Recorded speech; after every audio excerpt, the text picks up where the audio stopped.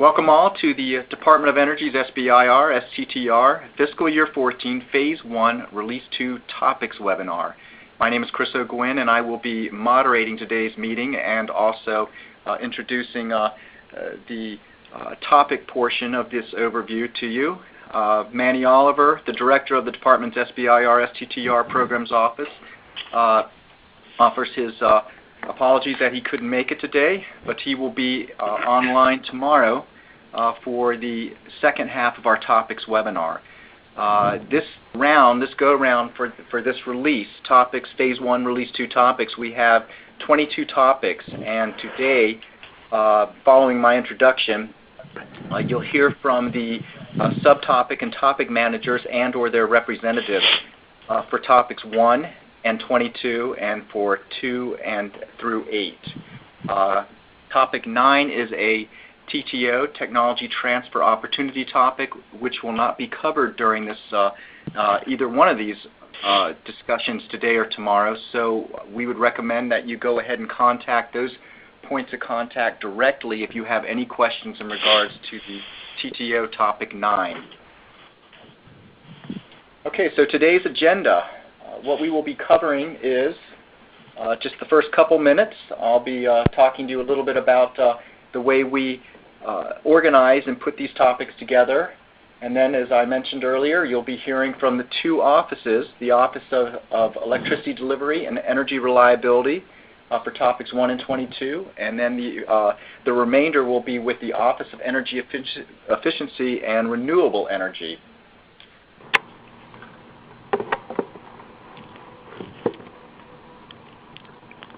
Okay, what we do with Phase 1, I guess as early as or as late or just a few years ago, we just would put out one release a year. We didn't even call it a release. We just called our funding opportunity announcement for Phase 1. We have now divided that into two separate solicitations, one that comes out normally in the summer, and the other that comes out, Release 2, comes out in the fall time, and that's where we are right now. And so if you look down there at Phase 1, Release 2, those are the program offices within the Department of Energy that are going to be putting out topics for this solicitation.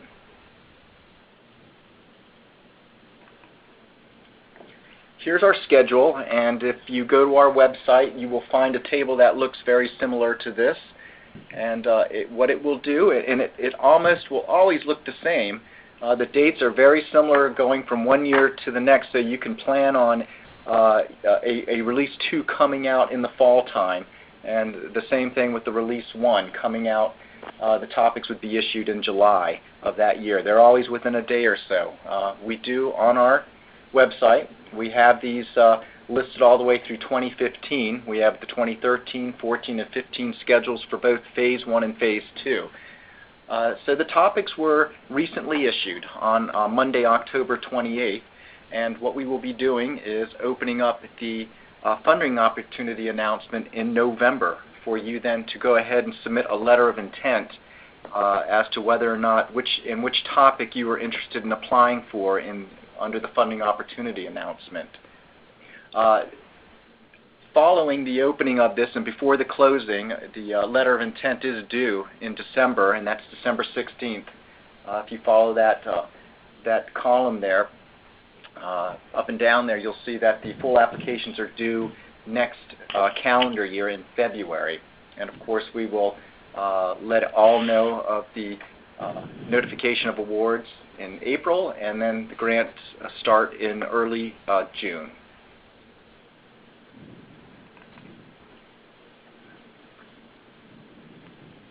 So what you're listening to right now is a topics webinar.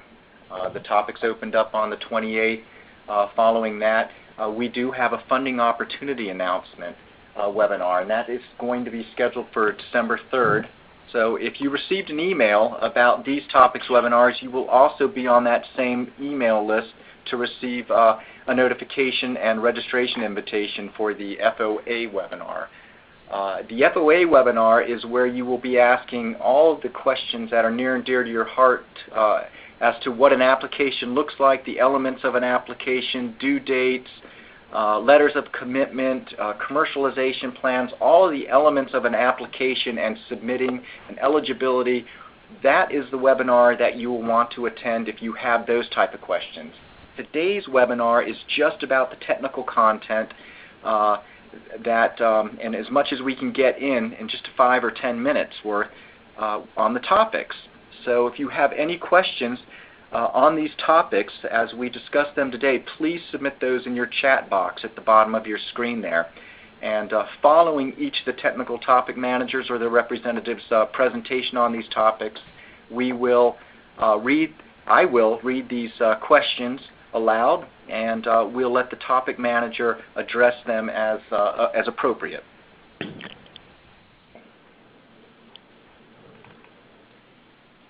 So the basics. As I mentioned earlier, topics are created by the DOE program managers, and they are the ones working in conjunction with laboratories, our national labs, or our universities. They work very closely with them. That's where most of our R&D funding goes to, and so they work in conjunction to develop the topics. And as you go through this topics document on our website, and as provided to you in the registration link, you'll see that there is under each subtopic is a point of contact, and that's one of our federal managers that is responsible for making the funding decisions under each of those topics that he or she may be listed for.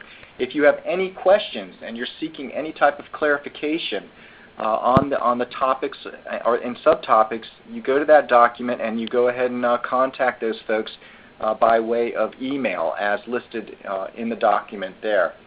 What we want to emphasize is that we will provide you clarification, but our managers are not going to sit down and talk with you and tell you whether or not your technology or your specific innovation is responsive to what they are looking for. They can just provide you their insight, but they will not tell you. The decision to apply is 100% yours. Regardless of what you hear from our managers, the decision is all yours. So here's an example topic. I apologize for it is a tight fit here, but it has all the elements that you will find when you're going through our topics document here. What we do is we start off with the title of the topic, and each topic has a description of what we're looking for, and then we have subtopics. This one happens to have 2 subtopics, A and B. And you'll notice under each of these is a point of contact. Those are the questions that I was referring to earlier.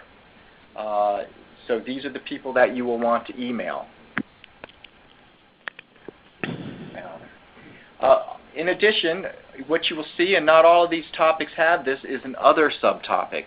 And this is a catch-all. If you have an innovation or technology that is certainly related to the topic description up here, but it doesn't quite seem to fit with one of the subtopics, you're more than welcome to submit it to here, into the other subtopic. However, you're going to have to specify in your letter of intent which topic and subtopic you were applying to. If you do not submit a letter of intent, then you will not. You will be administratively declined if you try to submit an application. So that letter of intent is very important. It's an abstract. It enables us to do a few things, and foremost is to identify the number of applicants that will be submitting to a certain subtopic, and that will educate us as to how many reviewers we need to find for that. So this is a mandatory here, the letter of intent, and it's a mandatory requirement that you need to pay attention to. All the guidance will be in the funding opportunity announcement, and we will also be discussing that during the FOA webinar. We have the topic header, and we also have here a table which tells you what is the minimum phase award amount that will be that you can expect to get out of this, and what is the maximum amount, whether or not we're accepting fast track applications or STTR applications. So pay attention to that, because each topic has its own blue table there that lists this information, and it's not all the same. And lastly, what I'll mention about this is that these are the references that the technical managers, our federal managers and their cohorts have provided to educate you as to more specifically what they are looking for and how. It kind of gives you some insight on the how and why they are putting these topics out and seeking your ideas on them. So you're going to want to pay attention to those, and you're going to want to go to those links. They're very informative. And without further ado, let me just wrap this up. I would encourage you, if you are not on this mailing list, our email list, is to go ahead. Following the webinar, you will receive a recorded, you will receive a link to the recording of this webinar and also a copy of the PowerPoint slides. However, if the registration was forwarded to you by somebody else, what you will need to do then is get on our mailing list to receive these invitations in the future directly. So I would highly encourage you to do that. So let me go ahead and move on to our first topic here. This is topic 1, and I believe we have Stan Atcity. Is that right? That is correct. Okay, Stan, why don't you go ahead and kick this off, and I believe you'll be discussing both subtopics under topic 1. That's correct. Okay, so this topic, topic 1, is focused on the use of gallium nitride devices for grid-tied energy storage system. Energy storage systems come in containerized units recently. In the last 5 to 7 years, you start to see energy storage in shipping containers. The moment we mention shipping container, it provides a form factor for us. It's providing very unique challenges for the energy storage technology as well as the power electronics, where size, power density, and weight is very important. Now, wide bandgap devices such as silicon carbide and gallium nitride have been very attractive. They have the higher switching frequencies, higher blocking voltages, lower switching losses, and higher junction temperatures. Higher switching frequencies means that we can have lower or smaller passive devices, providing for high density design and also better bandwidth in the controls. Higher blocking voltages require for less voltages utilized for high voltage applications, then thus smaller designs. And higher junction temperature is very attractive in a way that now we can operate these at higher junction temperatures with minimal cooling. It's unlike the electric vehicle program where water cooling is available. We have the option of getting rid of the water cooling. So higher power density and performance very attractive for containerized energy storage systems. To date, there are a number of silicon carbide-based systems developed, and more recently, gallium nitride has emerged with some promising characteristics. They have low on-state resistance and higher switching frequency, and they can both reduce conduction and switching losses. So therefore, we have a higher power density design. But they have some challenges. They have there's lack of good insulating gate oxide materials to date. They have low breakdown voltages, and the device stability and reliability continues to be an R&D topic.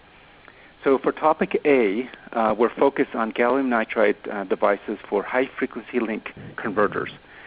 Typical designs, energy storage design, have a DC to DC front end that controls the charge, current, and ripple, and then it's tied to a DC to AC inverter at the back end, and they're typically tied to 60 hertz transformer tied to the grid.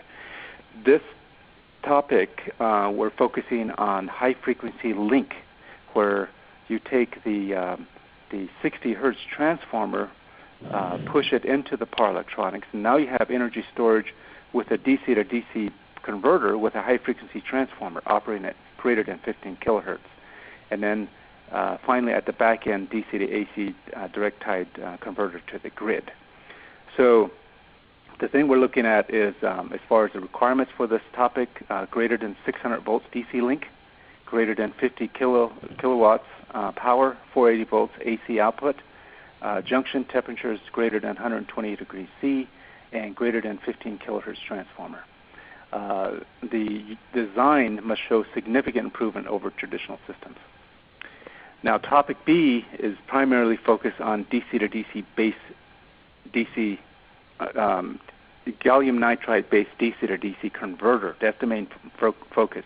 It's not a high-frequency link like topic A, but this is a typical DC to DC converter, but using gallium nitride switches for this conversion. And the requirement for that is the boost voltage of greater than 600 volts DC, greater than 98% efficiency, greater than 20 kilohertz switching frequency, and 2 times increase in power density. Again, we must show significant improvement over silicon-based systems. So these are the 2 topics, very quick description of each, and let us know if you have any further questions. Stan, thank you very much. That was topic 1 here. And I believe we have, I'd like to point out to you that not all of our topic managers ever have made it to any one webinar. So there will be some pockets where questions are not, topic managers are not available. So if you do have any questions, this is where it's very important that you contact these technical managers in the technical document directly.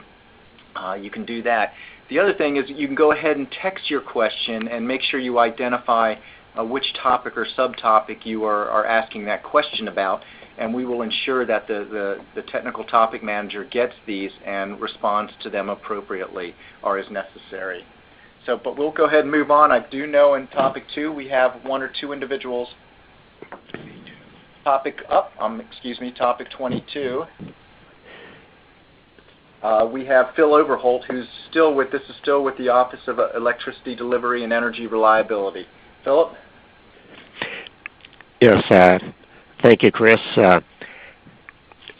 Topic 22 is focused on the area of fault detection, and there are 2 types of detection here that we're thinking about, and these for overhead lines at the transmission or distribution level, you have both what I call incipient faults, where there's in some way there is a partial discharge from a line, maybe a limb being on a line, or some other like an animal or another partial short on another piece of equipment in the system, and those partial discharges are normally located today by having some type of receiver in a mobile situation to try to track down those types of faults, and it takes some triangulating and movements, a number of movements to locate those faults. And so what we're looking for here, and also these types of partial discharge faults are what you're looking for with that technology, and for essentially a fault where the circuit's tripped, you really can't apply that technology because of if there's a flashover, then it's there and gone. So what this topic's describing is a technology that can be used as listed under the requirements area. We're looking for some type of a technology that can be deployed that is in operation essentially full time, so that it can detect partial discharges and also detect actual faults, flashovers, so that it can record then the location of the flashover or the partial discharge, and in the partial discharge case can detect it early on, so that action can be taken to detect what's actually going on. So with the other other features should be that you can record what you're measuring with a partial discharge, and you can transmit that information back to a location that could take some action, and this should be able to be deployed over a wide area on a transmission or distribution system, so that you have a large coverage over that area. And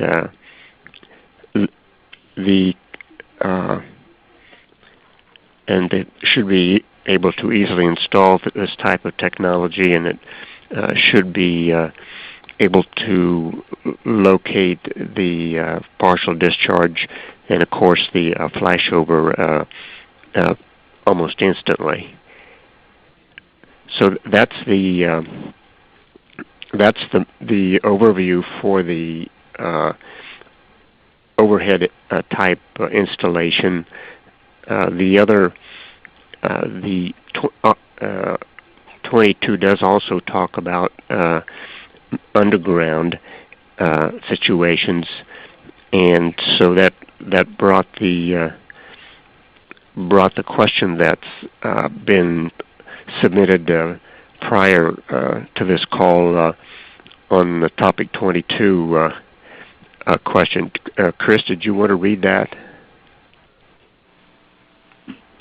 No, Phil, if you've got the question there, why don't you go ahead and read that yourself and address it the way you need to.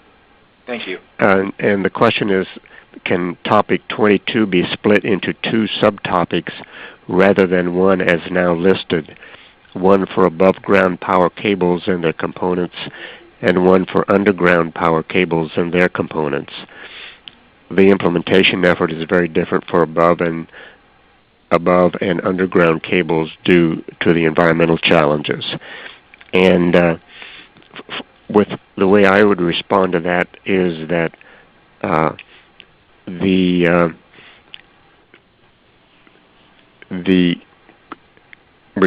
applicant can indeed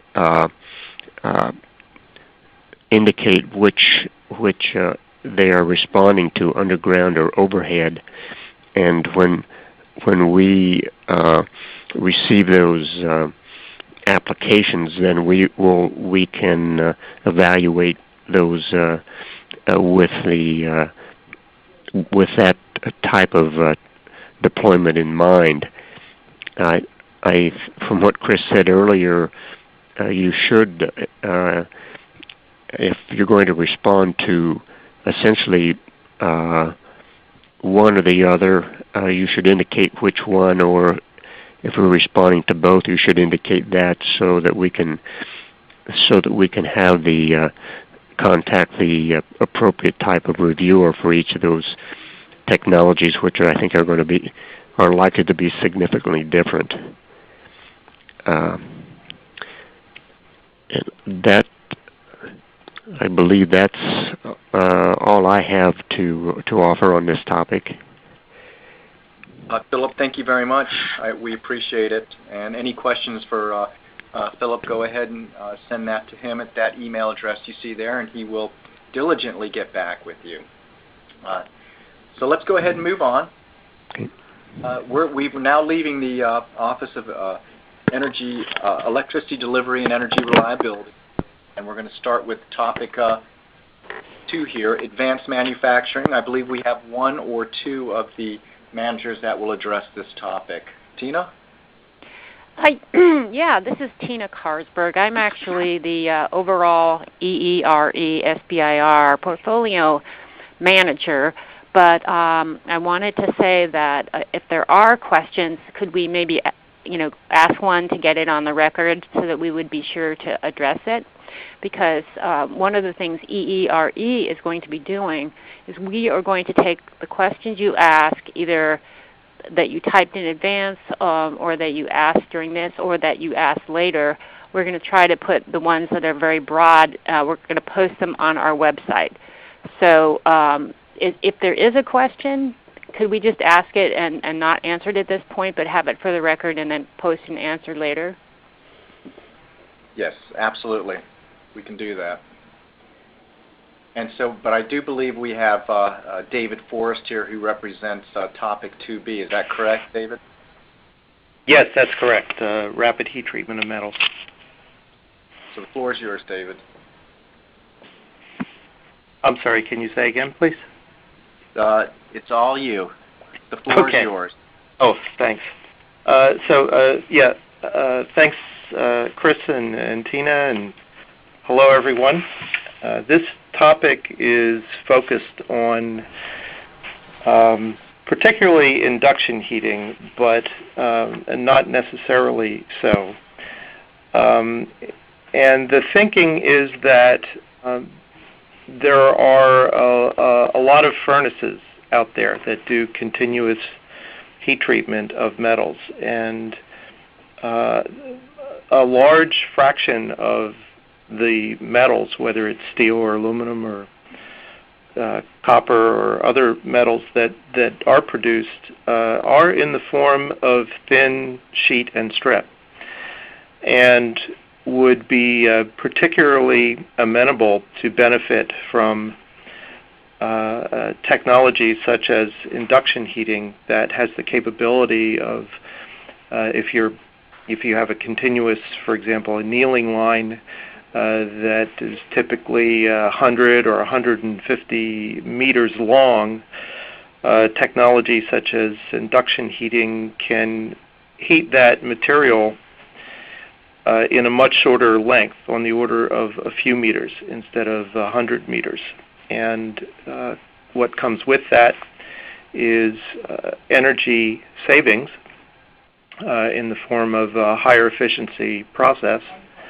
Also, another benefit would be, in some cases, you would have a reduced amount of oxidation of the metal because it's being heated, even if it's heated in air, heated and cooled in a very short period of time, giving you a higher yield.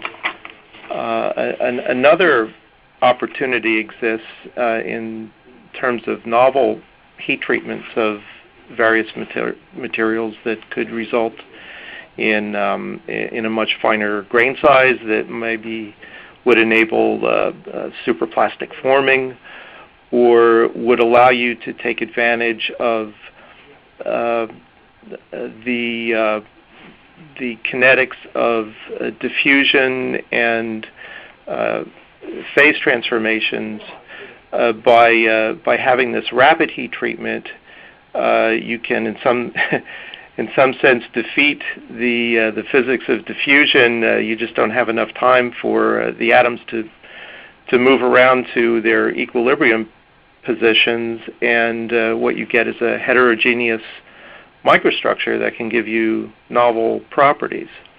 And so through a combination of improved energy efficiency, maybe novel properties that give you higher performance, for example, if you have significantly improved strength, maybe you only have to use half the amount of material in your application, and as well as the lowered oxidation of the metals during heat treatment and improved yields. A combination of all of these, we're looking for a targeted 50% reduction in the embodied energy of parts and materials that are produced through a rapid heat treatment process that gives you these advantages. So that's a quick and dirty summary of what we're looking for, and happy to entertain any questions that might be out there. Let me look here in the chat box, David.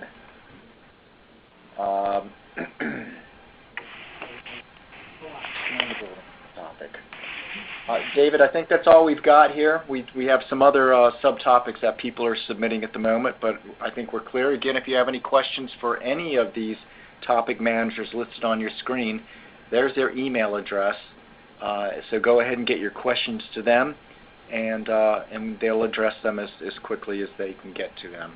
So thank you very much, David. I appreciate it. Okay, so we're going to move on to buildings here. And I believe we have started kicking off the buildings. It would be subtopic 3A. That would be Ed Petrow. Is that correct, Ed? You there? I am indeed. Thank you very much, Chris, and good afternoon, everyone. This new topic was prepared to encourage submission of thoughtful proposals that represent viable commercialization opportunities consistent with those of the SBIR STTR Program Office, and that might only require modest DOE investment, possibly even less than the typical budget proposal of $150K. Thus, the topic description is very different than what typically appeared in prior SBIR STTR FOAs. So for those of you who are listening who are familiar with the solid-state lighting activity and perhaps even submitted or participated in the program in prior fiscal years, read the present description very carefully and be aware of this substantial thematic change. The fundamental goal of this topic is to encourage thoughtful, innovative, timely, inexpensive solid-state lighting general illumination products that perhaps utilize modern design and manufacturing techniques or that incorporate advanced digital devices to rapidly produce useful products that serve a very rapidly evolving market in time periods consistent with those of the SBIR STTR program. Under this particular FOA, the solid-state lighting activity is not interested in supporting the traditional R&D focus areas that instead will hopefully continue to be the focus of other FOAs whose complete and timely details can always be found on the solid-state lighting website, which I think is included as reference for topic 3A. The three possible areas of interest listed in this FOA should be considered as broad suggestions that are included to help get your creative juices flowing and should not be considered as limitations in scope. The only real limitations to the ideas that would be found acceptable are those ideas that do not advance market penetration of solid-state lighting in a significant and measurable way, or that are inconsistent with the goals of the multi-year program plan, which is also available for download at the solid-state lighting website. You may propose to use any solid-state lighting technology as a basis for the proposed product, which means that either LEDs or OLEDs may be included as source technologies.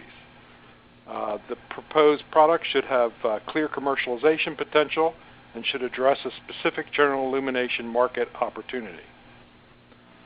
Successful proposals should make not only sound technical sense, but should also present a compelling business case for DOE investment and support. Finally, I would say please pay careful attention to the last paragraph of the topic description in 3A that describes the very few basic requirements a successful proposal should include, but they should also be considered in addition to all of the requirements that are specified by the SBIR STTR Program Office and are described elsewhere. So with that, I thank you for your attention, and I don't know if we have any questions to answer. I'll tell you what, Ed, why don't we move on to Karma and Amir, and if you can stay on the line for the rest of this topic, we'll go ahead and address the questions at that point. Can do. So, thank you. Okay, thank you. And so Karma, are you available there for 3B? Yes, I'm here. Thank you. Okay, I'll go ahead and get started. I'll try to be brief here. We are looking for technologies, advanced manufacturing processes specifically, that can reduce soft costs for energy efficient building envelope technologies that are specifically suited for retrofitting existing buildings. When I talk about retrofit opportunities, I'm really talking about the building structure itself, so that walls, roofs, windows, things along those lines. Those components vary widely from building to building, and as a result, retrofits are done on a case-by-case basis with very long construction times, high labor costs, and as a result, energy efficient improvements might have negative impacts, for example, on indoor air quality or moisture control if they're not done appropriately. Those balance of systems costs can take up 75 to 80% of the total installed cost for a given energy efficient technology. So we're looking for advanced manufacturing processes that can reduce the labor cost, not the material cost, but everything else. So some of the suggestions that you see in the write-up, much like the last case, are really just intended to get your creative juices flowing, point you in the direction of some things we're considering, but are not intended to be limiting. So we've considered, for example, low-cost advanced thermal insulation that's extremely thin so that it can enable quick interior retrofits, or that it can be so that they can be combined with exterior siding or roofing products.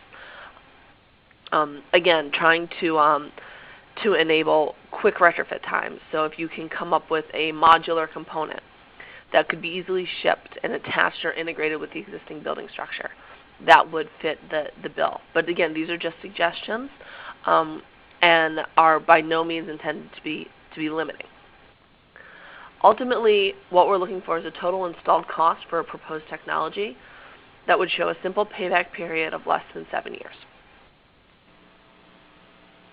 That's all I have. I'm trying to be fairly brief and straightforward, but I'm happy to take any questions if anyone has them. Thanks, Carmen. I think you're right on topic, and if you can hang tight for a few minutes, we'll let Amir go ahead and talk about subtopic C. Amir? Great. Yep, Thank you. I'm here.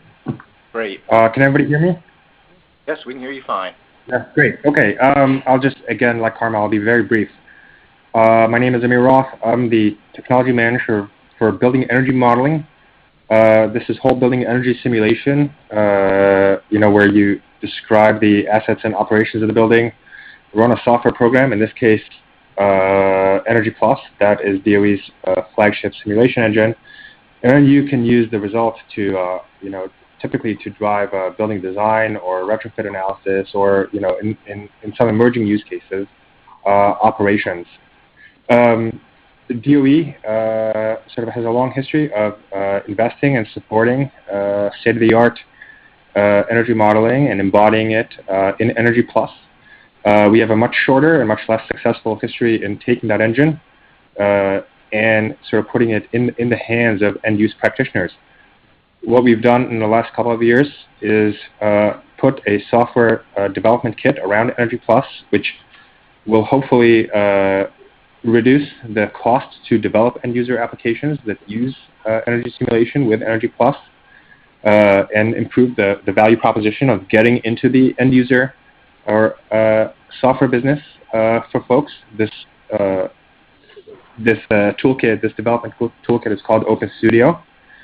And what we're looking for here really is for people to take these two pieces, the engine and then this SDK on top of it, and take it the last mile, to the design community, the architecture community, the engineering community, auditors, and so on and so forth, by developing and deploying these last mile end user tools, whether they're desktop tools, mobile tools, web-based tools, plugins for existing workflows, or as the case may be, where we are really sort of looking for creative ideas, things that bring this technology to segments of the market that are not really using them very well right now. So small buildings, small portfolios, trying to really do things that make this technology fast and easy for people to use, to sort of help it proliferate. that's really all I have. I mean, I just am excited to see, what kind of ideas, people have for this space. Great, Amir. Okay, well, we do have a few questions for this this whole topic here. I'll let one of you or all three of you address these. I would encourage everybody who's texting or chatting in your questions, please identify which topic and subtopic number, like 3B, 3A, 4B, whatever you may be wanting to know. It'll make it easier for me as I try to figure out which questions go where. So what we have some time for a couple questions. I'm going to read this one question for topic 3. So it must be subtopic B. Does PV solar panels qualify? That might be for you, Karma. No, it does not. They do not qualify. Well, that was easy enough right there.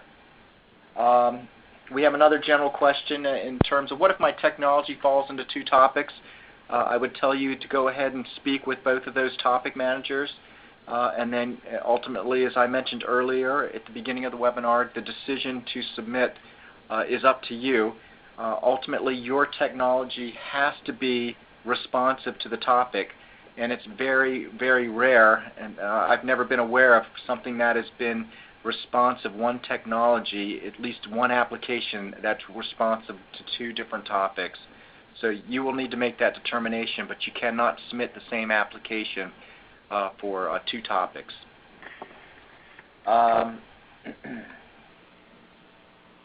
Well, we have a question that says, does this need to be for one fixture? That might have been for you, Ed. And that may not make sense. Yeah, it could be for an array or for an entire building. Okay.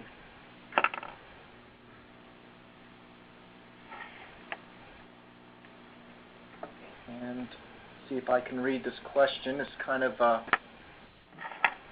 I would like to, will the use of low-cost MEMS sensors that can detect thermal temperatures among other environmental conditions combined with advanced lighting and communication technologies be a good fit for this SBIR topic?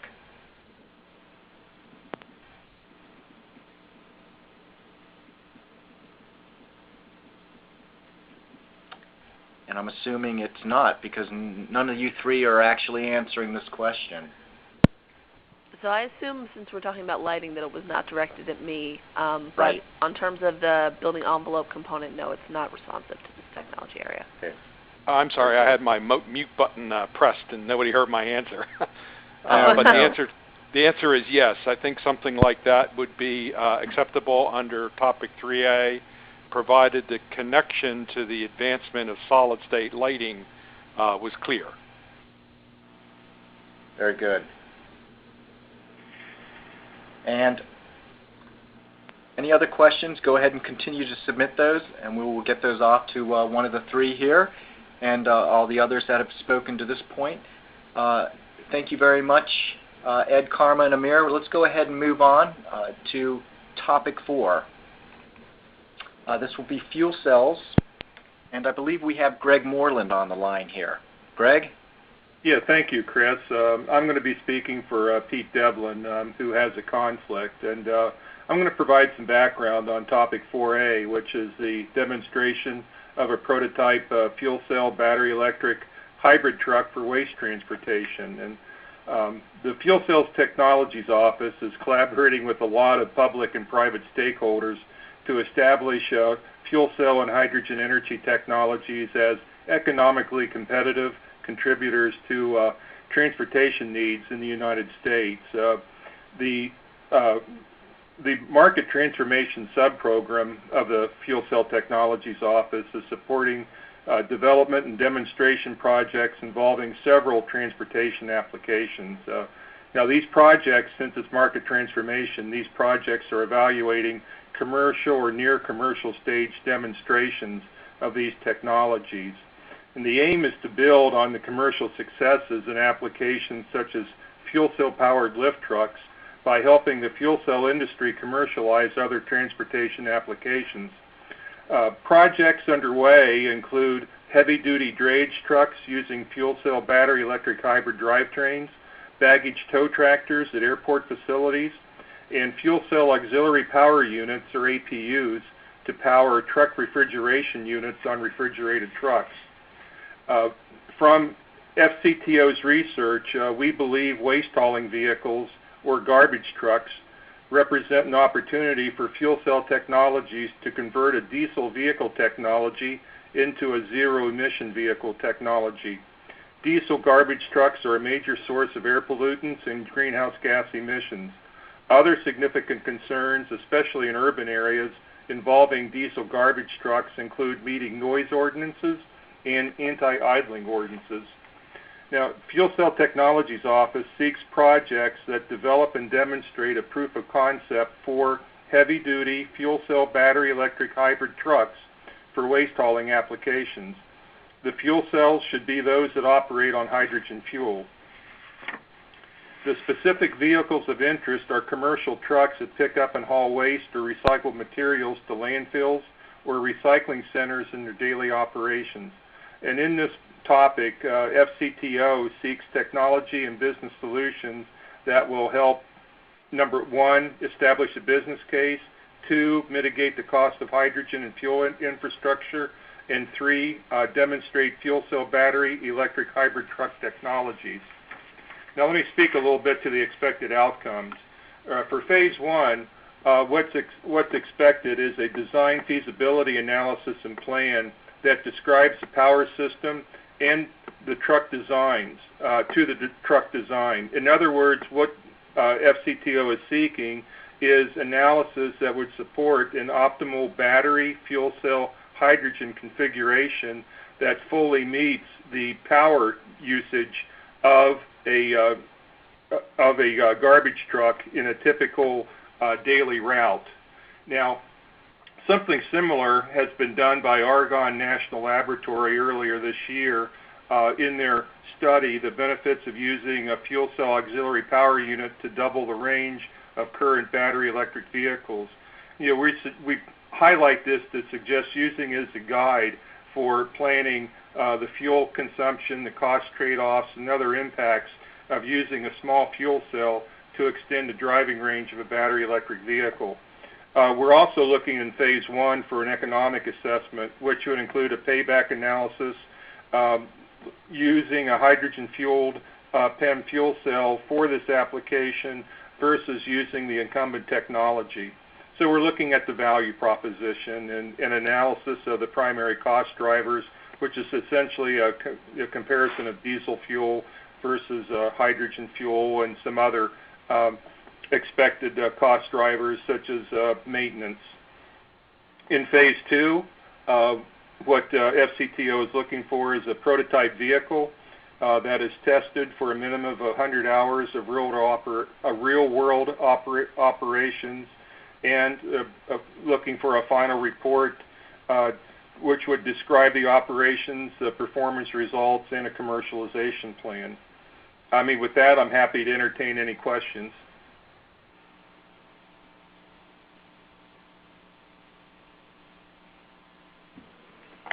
I'm looking through here, Greg. Hang tight for a second. Sure. We've got some 6B questions coming in, some topic 2 questions. I think we have no fuel cell questions at the moment. So okay. Greg, thank you very much. We'll get any of those to you that come in after the fact, and we'll go ahead and move on to our next topic here.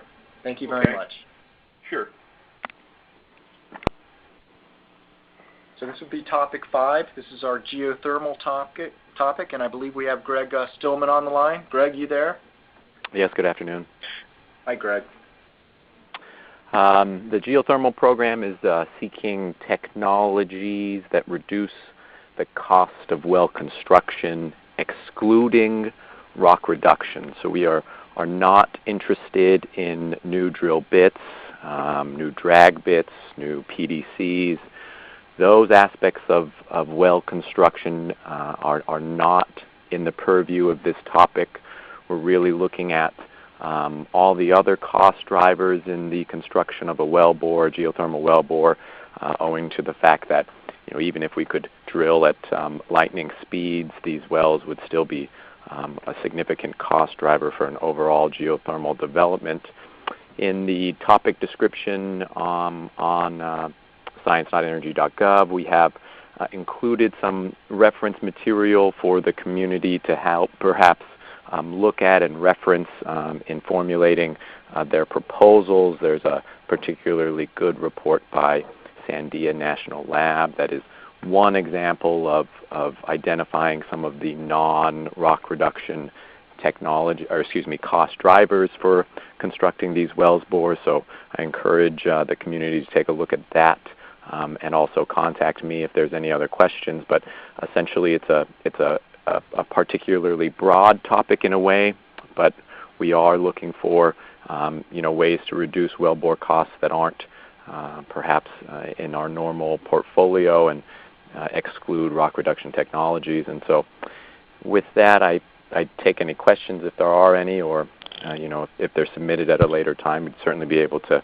help clarify our intent. Thank you, Greg. I think we're good to go. We can move on to the solar topic, and we'll get any. Please email Greg with any questions you have in regards to this geothermal subtopic here. Thanks, Greg. Thank you. Let's go ahead and move on to topic 6, which is our solar topic. And discussing this will be the Solar's representative, Scott Morgan. Scott, are you there? Yes, I am. Can you hear me okay? Okay. We can hear you just fine. Thanks, Scott. Okay, great. Well, good afternoon, good morning to some of you. Thanks for attending this portion of the webinar. The Solar Energy Technologies Office, or Sunshot, has put forth a number of technical topic areas, as you see here. If you'll allow me, I'd like to first recognize a few cross-cutting items. First, if you take a look at this chart here, we've transitioned to higher funding award levels, $225 and $1.5 million. We are also accepting fast-track applications. Also, the grantees will be paid by invoice-based reimbursement rather than upfront funding as a mechanism to improve DOE's visibility into the project finances. Sunshot is seeking proposals for technically meritorious high-impact projects. These may be disruptive in nature or incrementally progressive, but widely applicable. As such, applicants are strongly encouraged to present a project plan that's inclusive of specific technical and business milestones or deliverables that can serve as figures of merit towards demonstration of feasibility and potential commercial adoption. Also, we're seeking proposals that quantify the achievable cost reductions or performance improvement and clearly state all assumptions. So I do believe that the subtopic descriptions in the solicitation are well described in terms of Sunshot's interest. We tried to articulate a balance between identifying relatively specific topic areas with the potential to drive towards our mission of accelerating solar deployment without prescribing or precluding potential solutions that you as applicants may have. So in terms of Solar's mission, I do encourage applicants to familiarize themselves with the goals of the Sunshot Initiative. The Sunshot Vision Study, which describes those, can be downloaded at www.eere.energy.gov/solar/Sunshot. So as I mentioned, 4 subtopics here. The first, software tools for PV, soft cost reduction, and grid integration. This is a broad subtopic aimed to develop and leverage information technology solutions that can be applied to PV soft costs and grid integration. It's not a surprise to some of us in the field that the soft cost, non-hardware balance of systems costs now account for the lion's share of installed PV costs. The description here offers a partial listing of some of the challenges associated with soft costs that can be addressed with IT-based solutions. They include streamlining of sales and system design aspects, expediting of permitting, installation, and interconnection, and next-generation site assessment and bid preparation. We also believe there's a role for IT in facilitating cost-effective grid integration of PV systems, specifically to aggregate, visualize, analyze, and control PV at the distribution feeder, substation, and sub-transmission level in real time. to synchronize and manage integrated PV resources at the distribution level, and to expedite the utility PV interconnection technical screening process. Some means to achieve these ends could include open source and enterprise tools, bulk transmission and dynamic distribution engineering analysis software, and others as identified in the topic description. The second subtopic here, analytical and numerical modeling and data aggregation. Again, well described, but essentially we're seeking to foster development of data analytics tools that can provide actionable insights to stakeholders throughout the entire value chain. The numerical models could be mathematical models that use some sort of numerical time-stepping procedure to obtain the model's behavior over time, which would result in an approximate solution. There could also be analytical models with a closed-form solution relevant to this solicitation. So specifically here with subtopic 6B, Sunshot is interested in novel methods of capturing, aggregating, and analyze structured or unstructured data sets, predictive modeling, and again, some others as identified in the description. We received 2 questions prior to this webinar that I'll address now. Could a new process to collect site-specific solar, high-performance energy, and energy-efficient improvement data on residential homes, which can then improve the transaction process value chain, solar sales, appraisal, insurance, mortgage financing, etc., be eligible for a grant under this program? In response, yes, provided that you're referring to aggregated data sets, this does appear to be within the scope of interest here. Second, I'm looking for more information related to this topic to better understand the needs and work to date.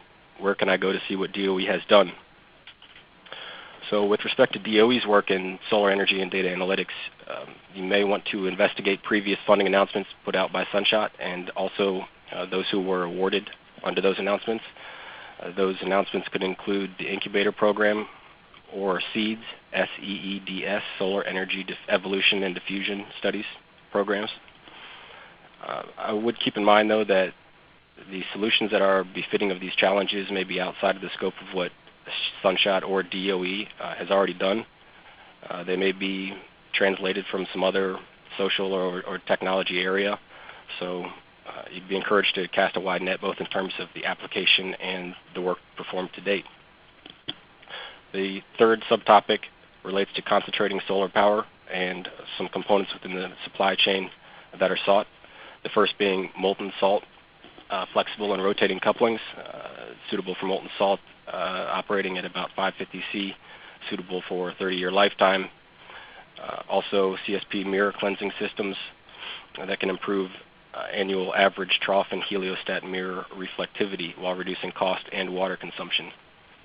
Some of the metrics associated with these 2 solicitation subtopics, again, are identified in the solicitation. The final subtopic, labor efficiencies through hardware innovation. Here we are seeking hardware innovations that can reduce installation labor costs by either improving labor efficiency or reducing process complexity. This is another broad subtopic, and we look forward to a range of potential solutions here. And with that, I thank you for your time, and we look forward to receiving your proposal. Scott, thank you very much. I do believe we have a couple questions here for you and some time remaining. So let me see if I can get to these. Software tools. This would be in terms of 6A, I believe. Software tools for PV soft cost reductions. Would an app for a mobile device be considered?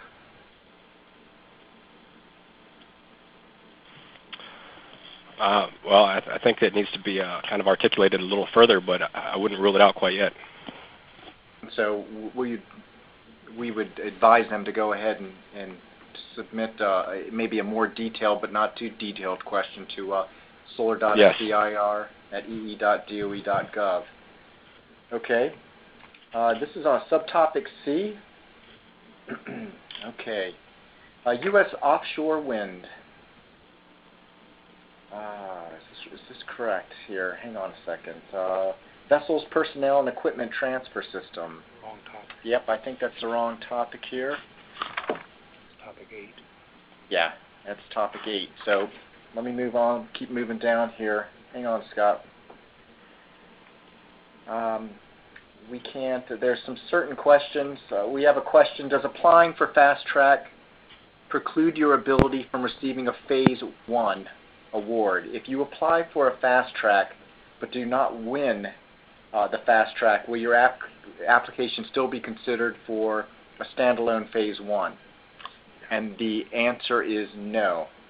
You can submit to either Phase 1 on its own merits, or you can submit a Fast Track Phase 1 and Phase 2 application to be considered for that complete 1 and 2 project there. And any other questions in regards to intellectual property or number of awards per subtopic that we're getting here, those will be more appropriate for the funding opportunity announcement webinar that we will put on December 3rd. So I would highly recommend that you tune into that, because we will be covering all kinds of goodies in regards to this eligibility and how an application is put together on that. Scott, I think that's it for here, so we'll go ahead and move on to topic 7. Thank you very much. Did I miss it? Topic 7, vehicles. And with vehicles here, I believe we might be starting off with Brian Cunningham. Brian? Yeah, thanks, Chris. So the Vehicles Technology Office is going to be releasing 6 subtopics here, all of which are in order to help meet our goals of increasing vehicle fuel economy to more than 60 miles per gallon for cars and 43 miles per gallon for trucks by 2025. Our first subtopic is electric drive vehicle batteries. What we're looking for here is more or less development of an electrochemical energy storage technology which supports the commercialization of different electric drive vehicle platforms, whether that be micro, mild, or full HEVs, plug-in electric vehicles, or just full EVs. Within the solicitation topic, we have provided links to various system architectures and the electrochemical performance goals that we are striving for within each of those electric drive platforms. Specifically, we're trying to attack and reduce cost, improve battery performance, specific energy density, maybe improve the manufacturing process, speed, or yield. We tried to be very open with this subtopic, and if you all have any technologies that you think could help us reach our goals, we'd really like to hear your ideas and then evaluate the technologies from that point going forward. Typical questions we usually get is whether this applies to other types of vehicles besides light-duty cars or trucks, such as golf carts and that sort of thing.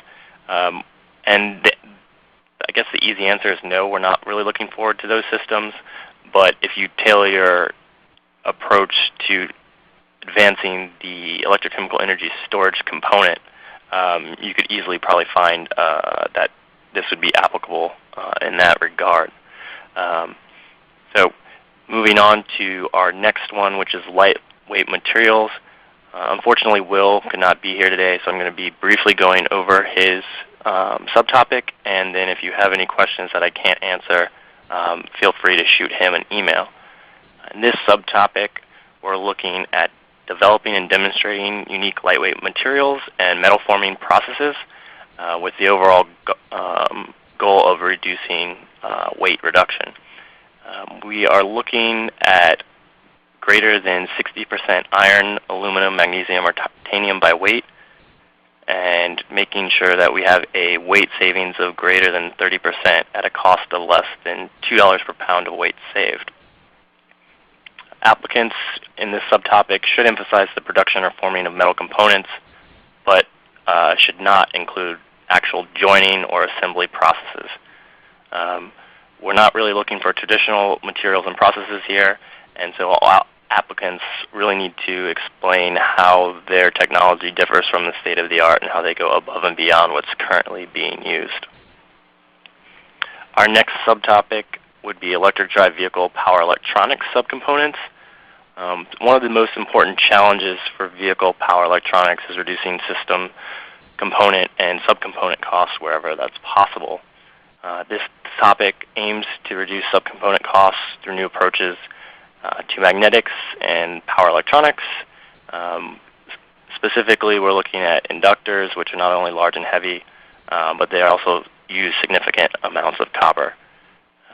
Improvements for power electronics may also be realized at the component sublevel, and specifically through the use of wide bandgap semiconductors that can benefit from smaller and lower loss magnetics.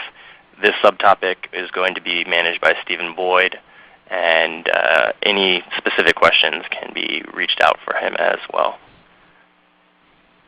Moving on to subtopic D and E, these are both managed by Leo Brinton, and I will also be going over those as well today. In subtopic D, we're looking at injector spray imaging techniques. So direct injection engine and diesel injector fuel injection spray technologies offer a significant savings in fuel reduction. We're looking here for advanced imaging and visualization concepts that can characterize both the liquid spray structures as well as the pre-ignition vapor phase of the fuel within the internal combustion engine cycles. The Phase 1 effort should really focus on development and validation of the proposed technology under in-cylinder pre-combustion operating conditions, and then Phase 2 should follow up with that, further advancing what was worked on in Phase 1, characterizing the liquid spray and vapor distribution of actual in-cylinder pre-combustion fuel injections from common fuel injectors under normal operating conditions in the lab environment. Moving on to subtopic E, advanced engine concepts. Here we're focusing on lean burn combustion and gas engines.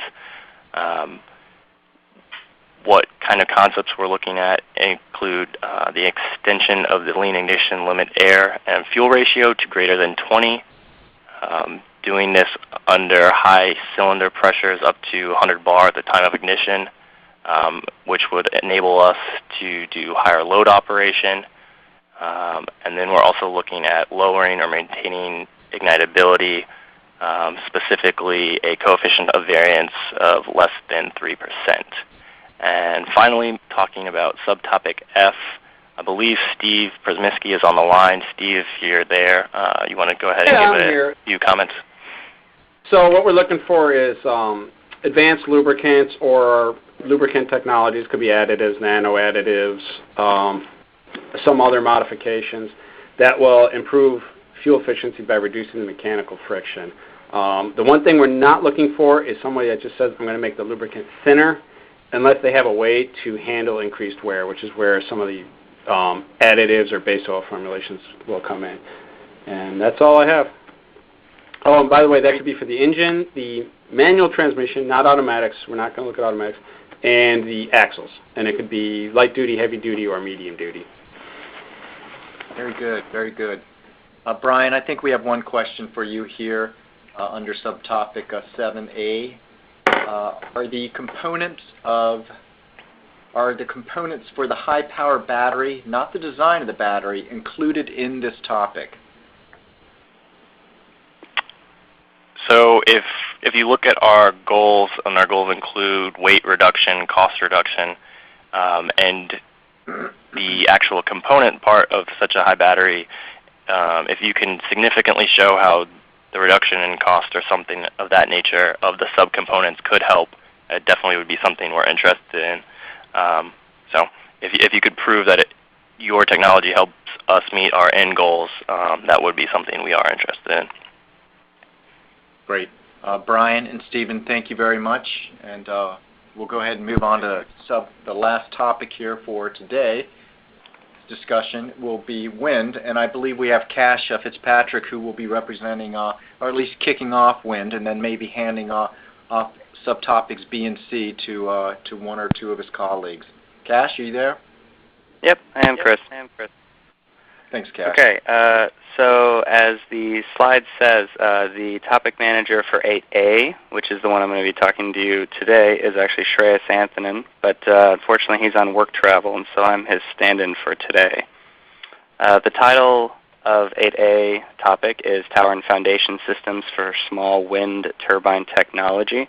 And really the issue that we're trying to address here is that towers and foundations are a significant cost driver for these systems, as much as 50% actually of the entire capex of the system. So applications are sought for innovative self-supporting monopiles or an alternative technology that can reach at least 35 meters tall, meet OEA and IEC standards which are provided in the topic area language, as well as applications should also include a baseline cost and cost reduction estimates for total life cycle costs. And that's basically saying anything from the production of the towers and the foundations through operations and maintenance and even decommissioning. So I'm happy to field any questions, I guess once we've gone through B and C, but I'll go ahead and turn over for part B to Patrick.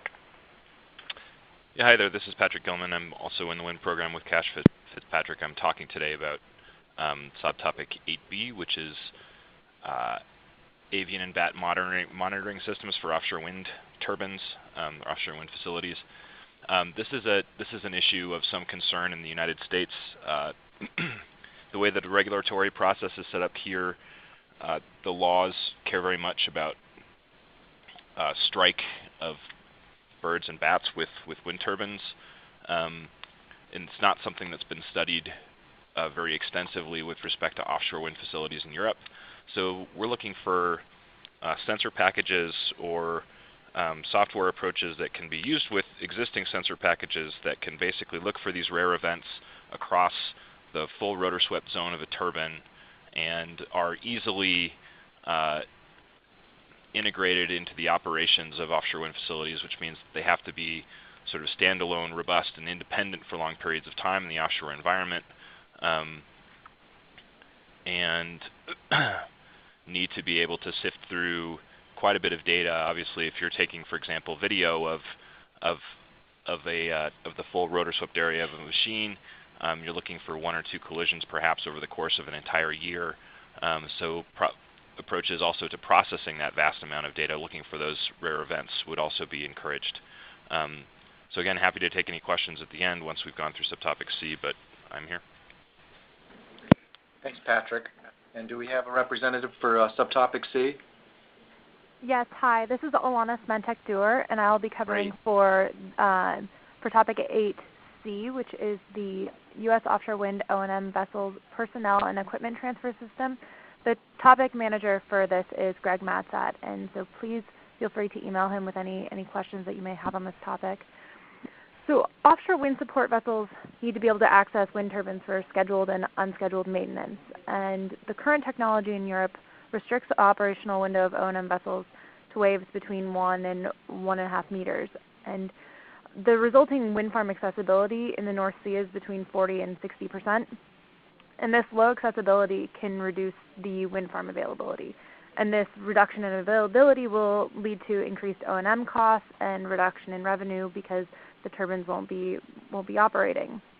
And while the U.S. may borrow technology from the European experience, vessels and supporting systems designed to service offshore wind farms in the North Sea may be overbuilt and more expensive than a vessel or system necessary for the U.S. offshore wind farms to be developed. So we're looking for applications for the design of a personnel and or equipment transfer system to be retrofitted into an existing U.S. flagged vessel or integrated into a purpose-built U.S. flagged vessel that would service future offshore wind farms in the U.S. And this system should result in increased accessibility of the wind farm and achieve a wind farm availability of greater than 95%. And the necessary deliverables for the topic are described fully in the SBIR prompt. However, I would stress the fact that applicants should indicate the intended service area in the U.S. for this vessel and transfer system, and then show that the wind farm's availability is increased by implementing this transfer system onto that vessel. And with that, I think we can take any questions. Okay, I believe we have one question for you here in regards to subtopic C. Could novel other purpose-built vessels that transfer stored energy produced from hybrid wind and hydrokinetic turbine technology, for example, hydrogen instead of personnel and equipment transfer, thus reducing crew and increasing window of opportunity and increasing a total capacity factor greater than 71%. I'm sorry, that's a long question here. Be responsive to this subtopic. Would you like me to repeat the beginning of that again? You know, I would say that this subtopic is restricted to personnel and equipment, namely the equipment made for maintaining the turbine and any systems on the offshore wind platform. And I don't think that fits within the scope of this prompt. But if you'd like to follow up with that question with the topic manager, Greg Matzat, he can address that question. Okay, very good. We have one here for subtopic B, the avian and bat monitoring technologies. Is the impact of wind turbines on wildlife currently preventing wind facilities, that is to say offshore wind facilities, from being built? Is there an ideal cost range for proposed solutions? And what is your current state of the art in this area? It's quite a few questions there.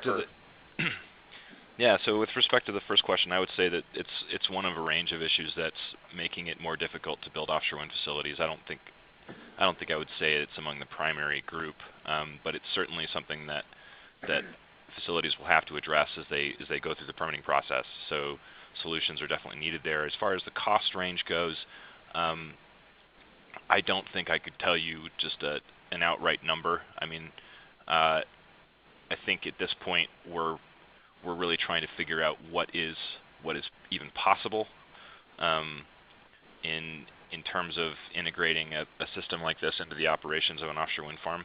And with respect to the state of the art, there's some work going on. There's several groups that have developed sensor packages using acoustics and thermographic cameras and video to look at the rotor swept zone of a turbine. None have been really field tested for this application yet.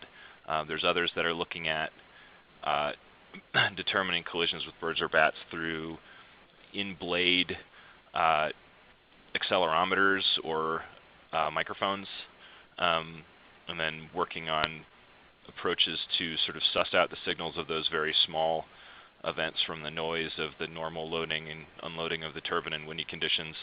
I would be there's also some work that's been done in Europe looking at those kinds of approaches with blade-mounted microphones, and that's something that you know the specific questioner can follow up with me on if they want more information. Okay, let's go ahead and we've got one here, another one for 6B. Are there examples of the types of data expected to be handled for this subtopic? That would be you again, Patrick. Yeah, so I mean, basically what you're looking for is some means of recording the behavior of a bird or a bat around a wind turbine and distinguishing if collisions have been taking place. So some of the approaches that I talked about include, so the kinds of data you'd be collecting would be, for example, video, and whether that's video in terms of visual spectrum video or infrared or acoustic imaging or radar. I guess we're sort of ambivalent about. The characteristics of performance really need to be that it can identify a collision or identify targets that are traveling around the turbine down to a sufficient level of the taxonomy, so maybe not to a species level, but sufficiently so that regulators would get useful information out of it. In terms of the kind of accelerometer or microphone-based approaches that look at collisions, you'd be looking at basically figuring out ways to process the signal off of the SCADA data related to the output of those accelerometers or microphones, and trying to suss out the collision events from the background noise. So I hope that's helpful. Very good, Patrick. Thank you very much. And any other questions that you may have for any one of these three subtopic managers, please, as I've advised throughout, let's go ahead and email those questions to them as appropriate. Make sure you include in your emails the topic number and the subtopic letter that's associated with your question. Let me go ahead and we've got a couple minutes here. What I wanted to point out also is topic 9. If you are interested in this technology transfer opportunity, we encourage you. We will not be discussing that technology here. This event is for the federal managers to discuss their topics with you. This is a topic, 2 subtopics that are associated with technology that had been developed at our national labs. And so what you would need to do is contact these lab contacts directly right here if you wanted to pose a question to either one of those. And they should be able to answer those questions as appropriate. You will also find this and the description for topic 9 in our topics document on the website. And lastly, I'd like to thank you all very much for joining us. This link to the recorded webinar will be provided to you along with the copy of the PowerPoint slides shortly following the conclusion of this. If you were registered for this event, it will be sent to the same email in which you registered under, so look for that shortly. And also we will be putting a link to the recording on our website under our Funding Opportunities tab, so you can click into that as well. And also you will find on that same website page there at the DOE SBIR, the science.energy.gov//SBIR, you will find a link to register for tomorrow's topics webinar. So I'd encourage you to go and register if you have not done that already. Again, any questions that you may have, and any questions that we have received or will continue to receive here for a few more minutes, we will make sure that we forward those off to the appropriate manager for their consideration. But I would also highly encourage you to follow up with your questions as appropriate too. So again, thank you all very much, and this concludes our webinar.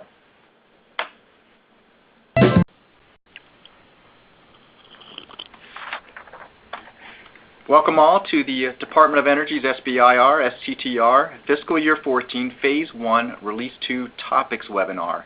My name is Chris O'Gwyn, and I will be moderating today's meeting and also introducing the topic portion of this overview to you. Manny Oliver, the Director of the Department's SBIR, STTR Programs Office, offers his apologies that he couldn't make it today, but he will be online tomorrow for the second half of our topics webinar. This go-around for this release, topics, Phase 1, Release 2 topics, we have 22 topics, and today, following my introduction, you'll hear from the subtopic and topic managers and or their representatives for topics 1 and 22 and for 2 and through 8. Topic 9 is a TTO, Technology Transfer Opportunity topic, which will not be covered during this either one of these discussions today or tomorrow. So we would recommend that you go ahead and contact those points of contact directly if you have any questions in regards to the TTO topic 9. Okay, so today's agenda. What we will be covering is just the first couple minutes. I'll be talking to you a little bit about the way we organize and put these topics together.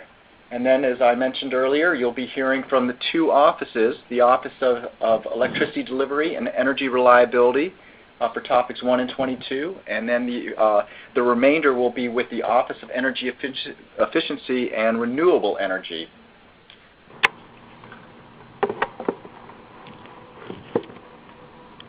And then we have subtopics. This one happens to have 2 subtopics, A and B. And you'll notice under each of these is a point of contact. Those are the questions that I was referring to earlier. So these are the people that you will want to email. In addition, what you will see, and not all of these topics have this, is an other subtopic. And this is a catch-all. If you have an innovation or technology that is certainly related to the topic description up here, but it doesn't quite seem to fit with one of the subtopics, you're more than welcome to submit it to here, into the other subtopic. However, you're going to have to specify in your letter of intent which topic and subtopic you were applying to. If you do not submit a letter of intent, then you will not. You will be administratively declined if you try to submit an application. So that letter of intent is very important. It's an abstract. It enables us to do a few things, and foremost is to identify the number of applicants that will be submitting to a certain subtopic, and that will educate us as to how many reviewers we need to find for that. So this is a mandatory here, the letter of intent, and it's a mandatory requirement that you need to pay attention to. All the guidance will be in the funding opportunity announcement, and we'll also be discussing that during the FOA webinar. We have the topic header, and we also have here a table which tells you what is the minimum phase award amount that will be that you can expect to get out of this, and what is the maximum amount, whether or not we're accepting fast track applications or STTR applications. So pay attention to the due in December, and that's December 16th.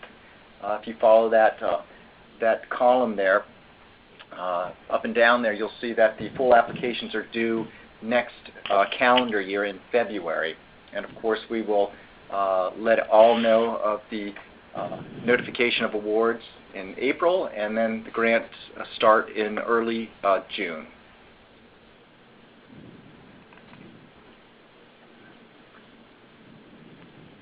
So what you're listening to right now is a topics webinar. The topics opened up on the 28th. Following that, we do have a funding opportunity announcement webinar, and that is going to be scheduled for December 3rd.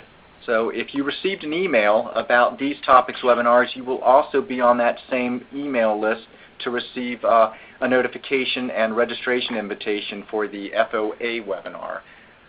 The FOA webinar is where you will be asking all of the questions that are near and dear to your heart as to what an application looks like, the elements of an application, due dates, letters of commitment, commercialization plans, all of the elements of an application and submitting an eligibility. That is the webinar that you will want to attend if you have those type of questions. Today's webinar is just about the technical content and as much as we can get in just 5 or 10 minutes worth on the topics.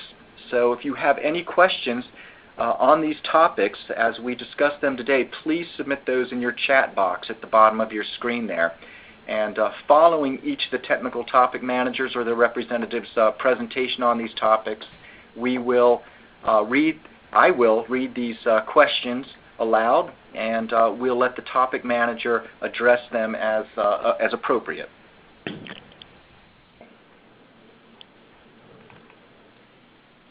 So the basics. As I mentioned earlier, topics are created by the DOE program managers, and they are the ones working in conjunction with laboratories, our national labs, or our universities.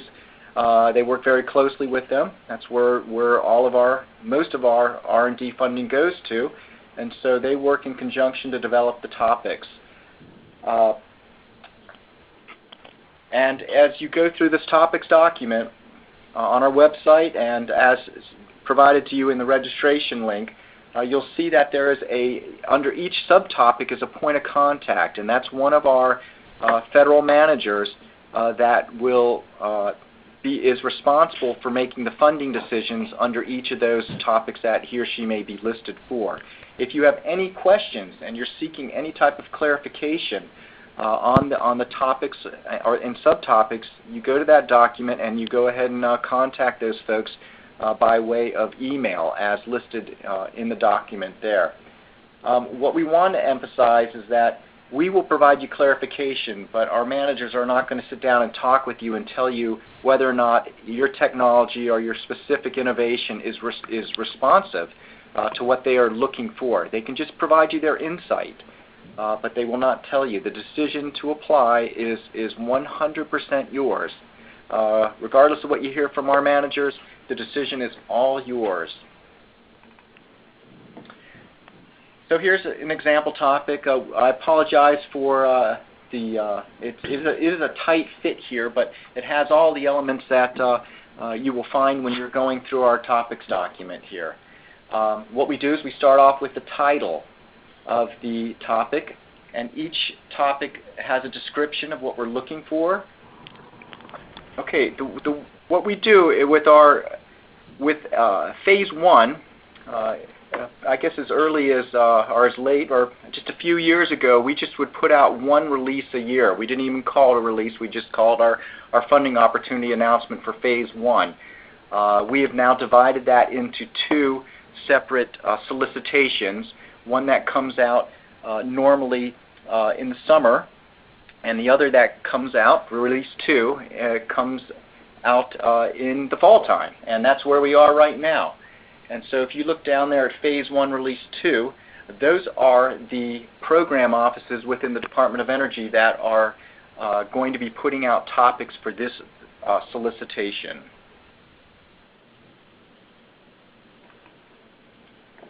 Here's our schedule, and if you go to our website, you will find a table that looks very similar to this. And what it will do, and it almost will always look the same. The dates are very similar going from one year to the next, so you can plan on a release 2 coming out in the fall time, and the same thing with the release 1 coming out. The topics would be issued in July of that year. They're always within a day or so. We do on our website, we have these listed all the way through 2015. We have the 2013, 14, and 15 schedules for both phase 1 and phase 2. So the topics were recently issued on Monday, October 28th, and what we will be doing is opening up the funding opportunity announcement in November for you then to go ahead and submit a letter of intent as to whether or not which topic you are interested in applying for under the funding opportunity announcement. Following the opening of this and before the closing, the letter of intent